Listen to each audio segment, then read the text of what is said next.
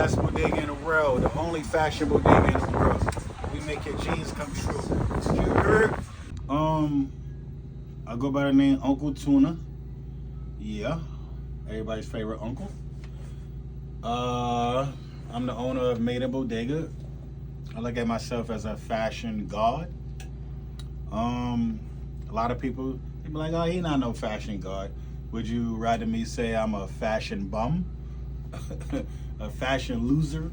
Nah, I'm a fashion god. I look at myself as a fashion god. I created everything that's here. I always wanted my own bodega, but I wanted a bodega with a twist. And prior to that, I had always wanted a clothing boutique, and I already knew the name. I'm not gonna say the name in case I want to use it in the future. I always had like the specific name and the specific formula of how I wanted to do it. But I knew one day I just had to stop what I was doing at the time and teach myself to sew and figure things out. So one day I'm going to get breakfast with my son. He was like 4 years old at the time, and he said, "Daddy, why Poppy don't look like us?" And he's always saying some bugged out things. He asks us a lot of questions. So I was like, what do you mean? And he said, "Poppy, why Poppy don't look like us? Every time we get bacon, egg, and cheese, Poppy don't look like us." And then he pointed here, he pointed over here, he pointed over here, he pointed over here. It was in my mother's neighborhood in East Harlem. And everywhere he pointed, it was a bodega. And at 4 years old, he was able to, I guess, articulate that in his brain that bodegas don't have people that look like us, because I've never seen a black bodega in my life. And then since that moment, I knew that one day when I did actually get up off my ass and stop procrastinating, which procrastination is the thief of time, I've had this idea since 2012. I wanted to open a bodega, but I didn't know what it was going to be called or what the theme was going to be called. I knew that I wanted it to look like this. And it wasn't until I quit all my jobs 5 years ago, literally got a shark on my face so that I could never go to a job interview ever again. Wanted a way to scar myself. Moved in with my grandmother, taught myself to sew in about 8 or 9 days. It wasn't like really good, but it was enough where something clicked in my brain. And then I created the brand name Made in Bodega January 2020. Yeah, ever since then I just been sewing and sewing and sewing and just making everything that comes to my head. Like shit like this. This is called a Ric Flair sweater. The sleeves are super flared. And it's been a wild journey.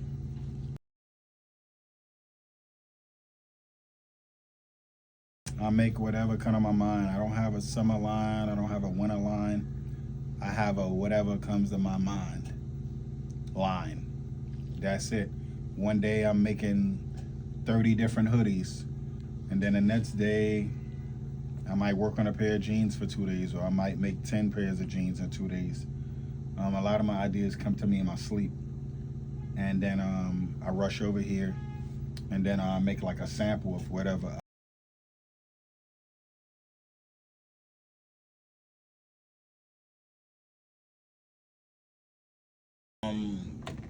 I've never been a fan of wrestling. I was a fan of Hulk Hogan. I like his beard, but I couldn't tell you what wrestling move that guy got.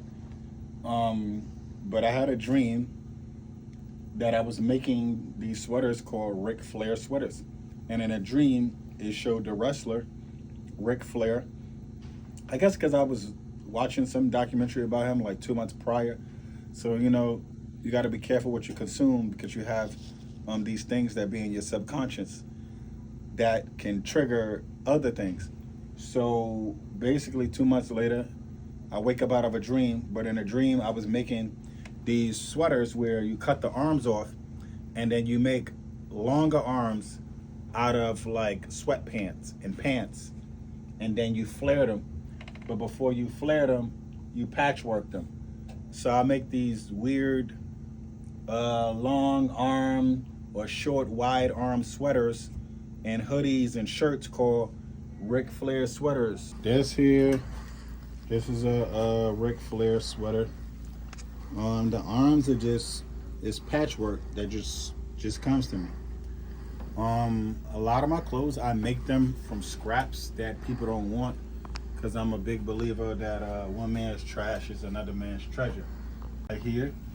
And all the arms are fully customizable. So let's say if you wanted a Ric Flair, you was like, oh, these arms are way too long. Can you like make them shorter? Like I could just make them shorter for you on the spot. Like I was doing the other day when I was selling clothes outside. This here, this is a Ric Flair. Both of the arms, they look similar, but they're a little different. And it's just some flared arms that I made out of the scraps that was around me at the time. All of these things are things that were donated. So like I recycle things. My brand is completely built on me just using what I have around me, and instead of complaining about what I don't have. I'm a big believer of just using what you got to make happen whatever you want to happen. This whole store is a product of that, just using what I have and making something happen regardless of what you think you're lacking.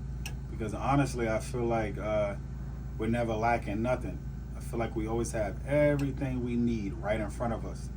And if you can't make something pop within what you're trying to make pop, is because it's just not meant for you to make it happen at that time, or you're just not utilizing what's in front of you. A lot of people, they pray for cake. They say, I want this big cake and I want it to have this type of striping and this type of color. And then the universe will give you the batter and the flour and the eggs and the butter, and then you'll complain and say, this is not what I asked for. But they gave you all the ingredients to bake the cake. A lot of people pray for cake and they get the ingredients to do it, and then they don't know what to do. And that's why they're not with it yet. Until you utilize what's in front of you and what God has given you, they won't ever advance you to the next level. A lot of people, they say they don't have the money to do this or they don't have the money to do that. Of course, nothing is free, but those same people, they don't put their foot forward. And I feel like the people that do put their foot forward, the universe allows people and things to come into their life to make the things happen that they really want to happen for them. But a lot of people are just naturally lazy. They don't really want it. They just be talking. Because if you really want something, you'll go above and beyond, and you'll kill yourself. You'll kill yourself trying to make it happen. But if you really don't want it like that, you're going to make every excuse in the world. And that's what separates the winners from the losers. A lot of people, it's not they lack of money. Because a lot of people say, oh, I'm broke. So how am I supposed to do this if I'm broke? Broke is a mindset. Broke is a lack of ideas. A lot of people are broke in their pockets is because they broke in their mind. I'm not with the excuses. I'm not with no excuses. I tried to open a store 5 times. Anybody in their right mind the second time, their family will tell you, oh, maybe business is not for you. Maybe you should get a real job. Maybe you should, you should go work security. No shade to the security guards. But, people come from where I come from. If you give them an idea, you tell them what you want to do, the first thing they tell you is how it won't work. Nah, it didn't work for you. That has nothing to do with me.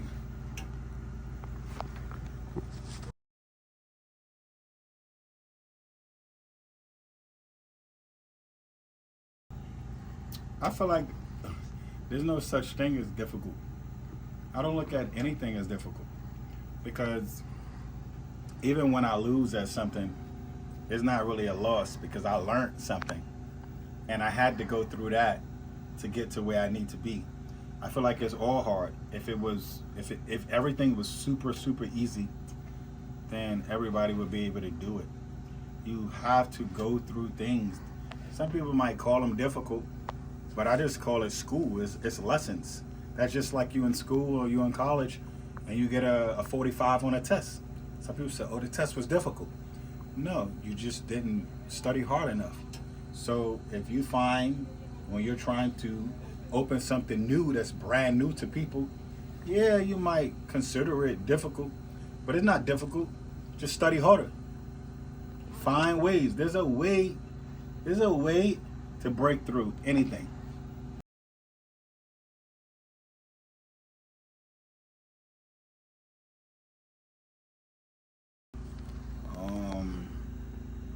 I don't even know how to even answer that. But I will tell you, I never know what I'm making.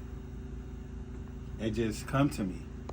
I grab a pair of old jeans, have a million jeans in that locker over there, and then I start grabbing scraps and start putting things together, and I'll make it up as I go along. I don't even know how it's gonna come out until it's done. There's really no process. It's like I just start creating.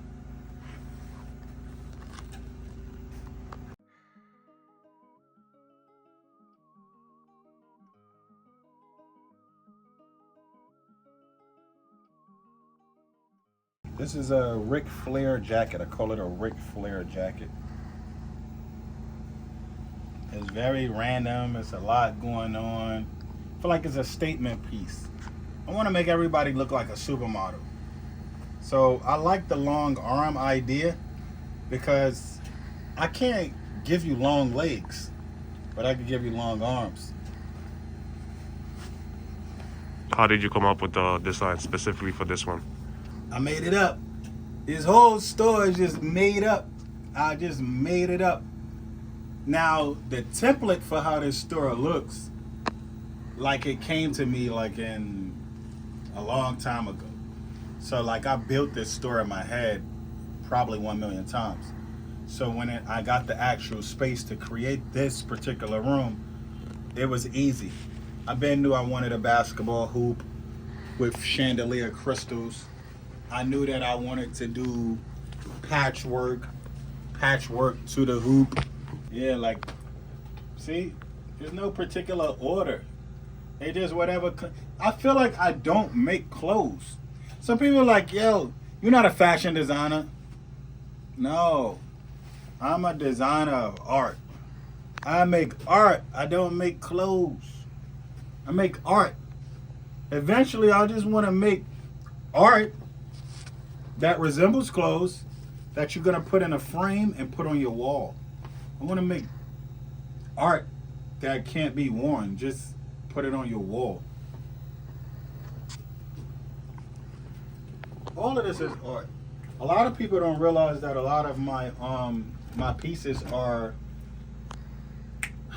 prayer or like spirituals, like spiritually inspired. This is a race car hoodie, but it says Prayer Warrior. Don't say Road Warrior, it says Prayer Warrior. Because I feel like every day is a battle that can bring us out of our character. But then you gotta like stay prayed up to like pray yourself out of certain situations. So a lot of my designs, it has my address to the store on the piece, just like this. This is a Prayer Warrior hoodie. A lot of my pieces says 1-800-PRAY for Bodega. And I feel like, even though it's not a real phone number yet, I feel like it's like a prayer hotline for the people that are part of my Bodega family.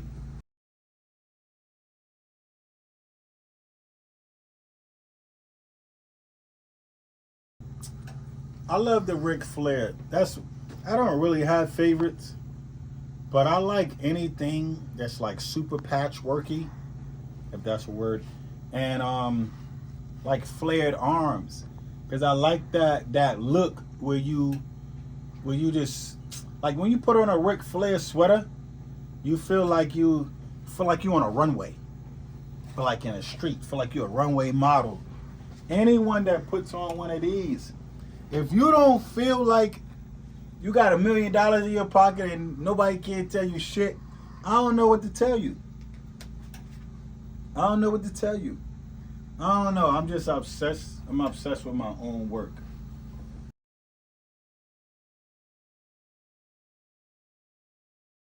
Oh, the signage? Yes.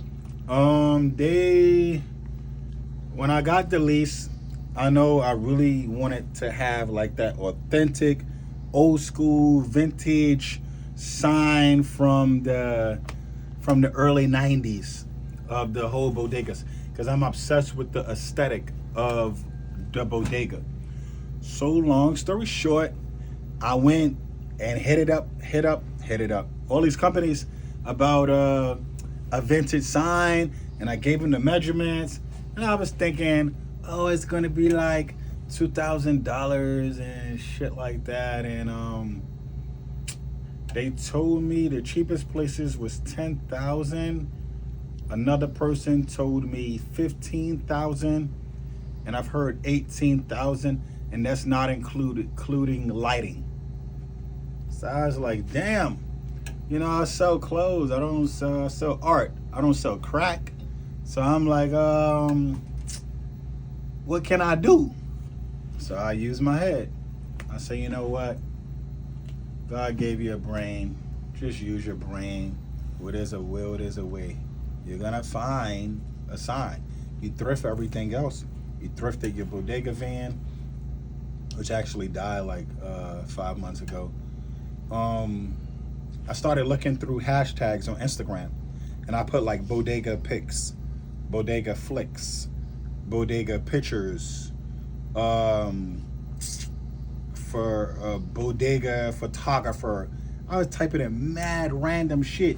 So I kept seeing all these cool bodegas that fit my description, but none of them looked like they were closed. So my goal was to try to find a bodega that was closed down, because I know if I look hard enough, you're gonna find exactly what you're looking for. And I'm someone like that. As soon as I speak it, it happens. So I was like, I'm gonna manifest me a sign. So within 30 minutes of looking, I found a bodega that looks like it was closed down. But when a bodega is closed in a picture, it's hard to tell if it's closed for the day or if it's closed for good or closed down. So what I did was I pieced 3 pictures together from the photographer of that same bodega to get the address of the store. But then I couldn't figure out the street because some of the name of the store was like ripped off a little bit. So I Googled, tracked it down on Tremont in the Bronx on one of the inside blocks, close to like Tremont and Webster, one of them shits. So went over there like 3 in the morning, and then the next morning when I'm in my car, I wake up, the store still didn't open. So now I knew that it was closed down. So then after asking a whole bunch of people that live in the building, no one would give me their landlord number. So I wound up pressing one of the guys there. He gave me the landlord number, and I seen that the name on the top matched his landlord number. Both of the guys' name was Willie. So called Willie. He thought it was a joke. He came and met me, and told him it's not a joke. I love your store. I love the aesthetic of it, and I don't know if you have sentimental value towards your sign, even though your store is closed down, but would you be willing to sell it to me? So we had a whole 30-minute conversation about him and back in the day, and while he closed, he had to take care of his wife because his wife was sick. And we hit it off. He's actually a Virgo like me, and he was real cool. So he got down to business. He said, I'll give it to you. And he said, give me an offer. And then if it's too low, I'm gonna say But if it's good enough, then I'll say deal. So I'm like, damn. It's like I already had signed my lease. I already gave them all the money I had, really. I think I had like maybe $700 to my name. So I offered him $550. He said deal. So I paid him $550. And he said, come back and get it whenever you like. And I had to wind up going down to Miami, drove down there with a dirty license. did what I know best. I sell nutcrackers. So I sold nutcrackers in Miami on South Beach, ducking and dodging cops, just to get the rest of the money to fix up the store, because I still was a little low on bread on fixing up the store. I just had the keys and I had the lease. And I wound up selling my car in South Beach, used that money, flew back up here with the money I made from nutcrackers, and then I still had my van, so I was like, I'll just use the van. You won't get a date in that van, but I'll use the van. And I wound up using all that money to thrift all of the things that I needed in 2 weeks to fix this place up. My son, his friends, they graffitied some of the walls for me. Then I did the ceiling. I thrifted the fridge. I got blessed with that. $3,000 fridge. The guy gave it to me for $400. He only used it for 6 months. That was God. Thrifted these, thrifted this. Crackhead sold me the dresser in the middle of traffic. The games, I thrifted that. There's a picture of my great grandmother. I used to always tell her all my ideas, but I ain't never do none of them. But now she watching me. Pretty sure she proud. This dresser, thrifted this from Long Island. Shout out my boy Shaq, Big Shaq from over there by Red Park Towers. He helped me get a lot of this stuff in here.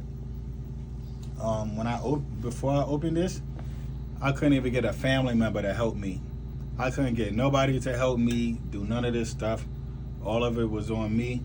But shout out my boy Shaq, because he was the only one that helped me with this store to get everything like in here, because he's giant. He like 6'5", 6'6", 400 pounds, and it was tough getting a lot of the stuff in here.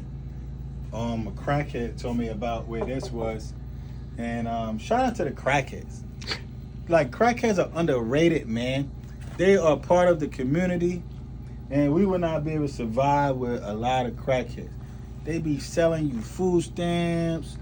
That's not legal, so I don't know too much about that. But they sell other people food stamps. Like, a lot of these things, this came from a crackhead. I got this here from a crackhead. Another crackhead, he knew how he had a saw, and he cut this open for me. And he didn't even charge me. Shout out to crackheads. This came from a housing authority place. I don't know which one. It was on the ground though. This, I thrifted these. These was like $45 each. So that's a perfect example of like no excuses. Like, you can say, oh, I can't afford shells. Did you look everywhere to see who was selling you shells? Did you look and see what stores were closing down?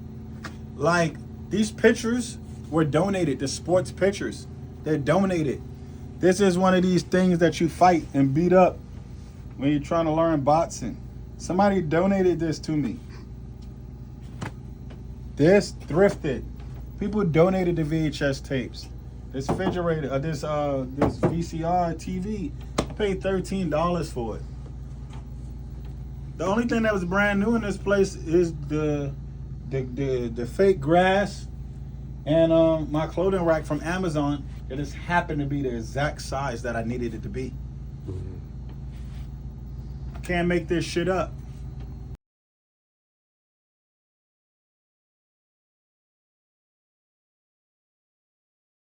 Damn, I was making clothes from November 8th, 2019, and did not really make any real sales until October 2022. So imagine making clothes every day and posting every day and not making anything. Not making anything. And the people telling you, oh, you know, that's not really a real job. Like, you never went to fashion school. Like, you don't even use an industrial machine. They give you a whole list of why it don't work. And then as soon as it worked, they say, oh, I always knew it would work. No, you didn't, fucking loser. When I started selling clothes outside October 2022, I sold more clothes in 1 month than I had sold in the whole entire time that I was sewing. So from October 2019, from November, what is it? From November 2019, November 2019, up until October 2022, I sold more in that 1 month than the entire time that I had ever made clothes. They were buying everything. I had to keep going back to storage. You know how it feels to make clothes every day and you feel that they're cool, and then you post it on my IG and then they get 12 likes. They ain't like, damn, 12 likes. I know this shit. It gotta look like at least 500 likes, because you got in your head of, you know, what you feel what you're doing is worth. But I'm here to tell anybody that's gonna watch this one day, whenever he posts it or wherever he puts it, just know that sometimes you could be doing the right thing the wrong way. Do not really sit and complain about validation. Don't look to likes and streams and views to validate what you're doing. You have to validate yourself. Know that you're good enough, and know that likes don't validate you. Because whatever you're making, whatever designer it is, whoever the designer is that's out there that's watching, or even a person that's making music, you literally get probably 3,000-4,000 likes or whatever in real life. People don't count the likes that you get in real life. If me and you was to just walk, if we was to just walk around this whole block, we was to walk to the train, let's say we just get on a train, and I guarantee if you count how many people looked at my outfit or watched me or stared at me or asked me, yo, who the fuck made that hoodie? And we added up the likes at the end of the day, we probably would have 3,000-4,000 likes. But people, they look to Instagram for this whole validation. Instagram don't validate me. I validate me. Some people think just because you're not getting this amount of likes, that it's probably not good. Who are they? They're not your ruler. They're not the Messiah. They're not God. Just keep working. Don't worry about likes. Like your own shit. Nobody's gonna go harder for you than yourself. And change who you're doing whatever you're doing in front of. I always say, like, if something is not working, people usually just go and they stop doing it. Damn, it ain't work. I've been doing this for like a year or two and it's not working. So then they go see that something is working for somebody else and they try to go do what is working for somebody else. And then that don't work for them. So then they go and try something else. You can change the plan, but don't change the goal. If this is what you want to do, keep on doing it. Find other ways to do what you're doing within what you're doing. I was so busy depending on Instagram to validate what I was doing. And I felt that maybe it wasn't good yet because I wasn't getting the likes. But soon as I went and walked through the mall and a lady see me with the jeans and she worked for Levi's, she's trying to hire me on the spot. And I'm like, hold up. She's trying to hire me to work for Levi's. Then I gotta be doing the right thing. And I was like, what did I do different? I said, oh, I came outside. She seen me in real life. She liked me in real life. So I was like, you know what? You got an in-your-face brand, but you're not in people's face. You're actually on IG. And IG is ran through an algorithm or people that don't even know what they want. They waiting for other people to tell them what they want.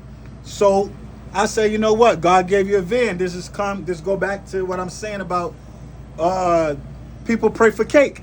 You want cake, right? God gave you a big bodega van that you thrifted. He gave you a extension cord where you could plug your sewing machine and put it on the table, and you could plug it up to the van. So I was like, what you're doing in the house, why don't you do it outside? And that's when I went and took everything. I went and bought a clothing rack, and I set up everything outside, and I put all the clothes on the gate. And then in one day, I made more money off of my clothes in 4 hours than I had made in 3 years. Don't change what you're doing. Change who you do it in front of. Sometimes you could be doing the right thing the wrong way. And until you figure out the right formula within what you're doing, you're not going to reach the maximum benefits.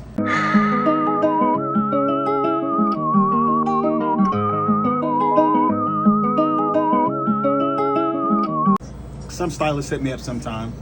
Sometimes I charge, sometimes I don't. It depends on who it is.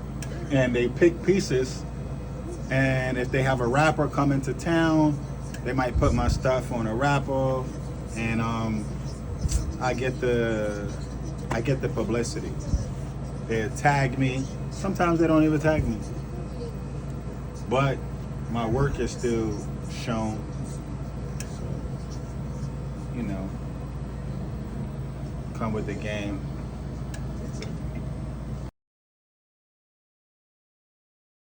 I sold candy on the train since I was 14 years old for 8 years. Just walking through the trains and saying that I was selling candy on the train to go to Rome, Italy and shit like that. I used to buy a case of M&Ms from a place, RIP, the guy that used to own the candy store. There's a guy named Eddie. He used to run the candy store on 109th Street between Lexington and 3rd Avenue on the right-hand side. And he gave me my first little break. I didn't have enough money for the candy, and he fronted me. Nobody don't know what that means. He gave me some boxes on consignment. And in return, I had to pay him when I finished it. So he gave it to me up front. I didn't have to have the upfront money, but I had $20 of the upfront money. And I went from selling like 2 boxes a day to 5 boxes a day to me selling 16 boxes a day. A case of M&Ms used to carry 8 boxes. It was like 48 candies in each box. You're supposed to make like $384 off of a case of M&Ms. We spent $133.50 on a case, but people used to just give us dollars for free for doing the right thing. So if I was to jump on a train, I usually take like 4 boxes. The other 4 boxes I dump inside of my book bag. I get on the train and I say a speech in each car. And then from 8 to 12, I would do like $500. That's including donations. Go back to the candy store, spend another $133.50 on another case. And then from like 1 to like 6 o'clock, we'd do another $500. So we used to do like $1,000 a day each. Whoever was on my team, we'd take different trains, and that shit saved my life. So like I always been a hustler, but doing that for that long, it taught me customer service skills. It taught me how to like properly speak and get over like the fear of like speaking up and speaking like in front of a big group of people. So if you can go in the middle of a subway car on the train in New York, if you ever been to New York, it's a crowded train and it's a lot of mean people and a lot of people with attitudes, and it's a lot of different energies going on in that one car. So usually the average New Yorker get on the train, they won't even look at no one. They listen to their music, or they have their glasses on, or back in the day, they used to be buried in a newspaper. So I taught myself, I've always been a writer. Before I was writing raps, back in the day, I used to write poetry. So for me to write a speech, it was nothing. I made up a good speech. You get on the train, and then you gotta say the speech in front of everyone within 40 seconds, and then be able to disperse some M&Ms to people and catch the sales and go out the doors and get to the next car in like 42 seconds. So a lot of things that I learned from selling candy in a train, I actually applied to ideas and dreams and business ideas that I have now. And for that time that I spent selling candy in a train, those are actually 8 years that it kept me out of trouble and it kept me off the street. Because at that age is a very, very like important age for a young adult, where we want to have our own little money and stuff to buy sneakers, because you know, even though you should be focusing only on school, you know, fashion and what you have on and what you're wearing, a lot of times it instills confidence. You know, the better your clothes look, a lot of times when you're young, the more confidence you have. So for me to be able to make that much money on the train selling candy back then, it gave me a lot of confidence, and I was able to like get every sneaker, sometimes 2 sneakers of each sneaker that I want, to where I had the full level of confidence to be able to have a Mercedes-Benz at 14 years old and make $1,000 in a day at 14 years old and have on a new outfit. You couldn't ask for nothing better. This is why now, like, clothes don't really mean that much to me, because it ain't, you know, the clothes don't make the man, you know, the man make the clothes. I could literally wear anything now and literally have the same confidence. Right now, I think I have like 7 pair of jeans. But if I wanted to literally make 50 pairs of custom jeans for myself, I could. But clothes don't have the same value to me no more. I'd rather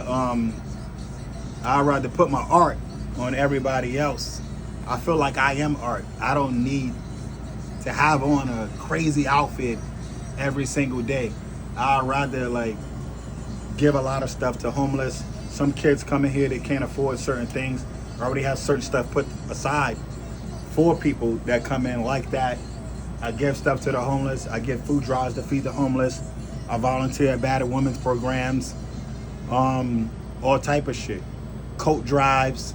And I was doing this before I opened In Bodega. I was just doing that as a regular pedestrian, not as a business owner. What advice do I have to give people? Well, I can't give no advice to somebody that want to walk a fashion show, because my fashion show is the world. I walk outside, I make a new outfit, and I get on the train. I love the train. I hate driving. I get on the train and I go downtown, and I don't know if you're making hot shit, wear it. The people don't lie. Eyes don't lie. Chemistry don't lie. Energy don't lie. If what you got on is hot, then an old lady will tell you that it's hot. A young person will tell you that it's hot. Just make it, and don't look at what other people are doing. You should be able to inspire yourself, and don't worry about what's in and what's not in. The normal consumer, they don't know what's hot. They waited till somebody else to tell them what's hot. So you're trying to get information from people who don't even have the answers. The average person don't even know what they want. The average person is confused. They don't know what they want. They don't know what's hot. They don't know what to wear. They look for other key people to tell them what's hot. That's not hot. You're confused. And the average person, the things that they do want to wear, they're worried about what other people would say because they think that it's not in. Just do what you want. I make what I want. I do what I want. I wear what I want. And I don't care what's in. My key thing is, with me, procrastination is the thief of time, and comparison is the thief of joy. Stop comparing where you are and your journey to somebody else's journey. You can't compare your day 50 or your day 365 to somebody day 30,000. Some people have been doing this for years, and then some people you might think they got in the game 2 years ago and they already blew up faster than you. But what you think is somebody else's blessing could be somebody else's curse. It's not about speed. A lot of people are going fast nowhere. A lot of people that is hot right now, they won't even be hot next month. You got to come to terms with yourself and figure out, are you in it for a season or are you in it for a reason?